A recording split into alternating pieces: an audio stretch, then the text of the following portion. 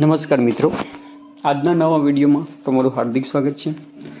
મિત્રો, આજે આપણે જાણીશું કે સમાજ કલ્યાણમાં આપણે જે ફોર્મ ભરેલું હોય એના અરજી નંબર આધારે તમે એનું સ્ટેટસ કેવી રીતે ચેક કરી શકો છો।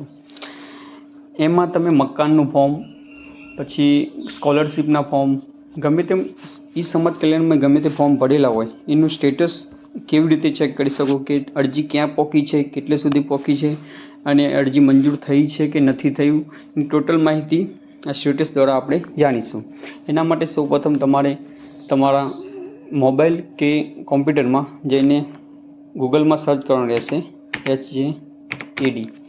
SJED નો મતલબ છે સમાજ કલ્યાણ ન્યાય આધારિત વિભાગ। આની પૂરી વેબસાઇટ છે, શોર્ટ નેમ છે આઈડી।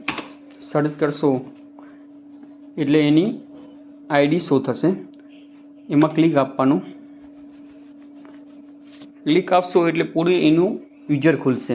પછી નીચે તમને થતું કે યુઆર એપ્લિકેશન સ્ટેટસ, એમાં ક્લિક આપશો એટલે અહીંયા તમારે એપ્લિકેશન નંબર નાખવાનો રહેશે। એપ્લિકેશન નંબર તમારો અરજી નંબર તમારો 16 આંકડાનો રહેશે। પછી અહીંયા તમારે જન્મ તારીખ નાખવાની।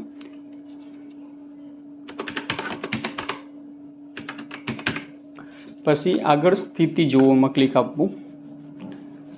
ક્લિક આપશો એટલે નીચે તમને જે પણ યોજનાનું ફોર્મ ભરેલું હશે કે ડૉક્ટર આંબેડકર આવાસ યોજના, જે પણ અરજદારનું નામ હશે એ આવશે। અરજી કઈ તારીખે કરી છે એ આવશે। સ્થિતિ એટલે પડતર, મતલબ સ્થિતિનો પ્રકાર તાલુકા ઓફિસ આડી છે, મતલબ અરજી આપણે કર્યા પછી સમાજ કલ્યાણ નિરીક્ષક પાસે આ અરજી પડતર છે।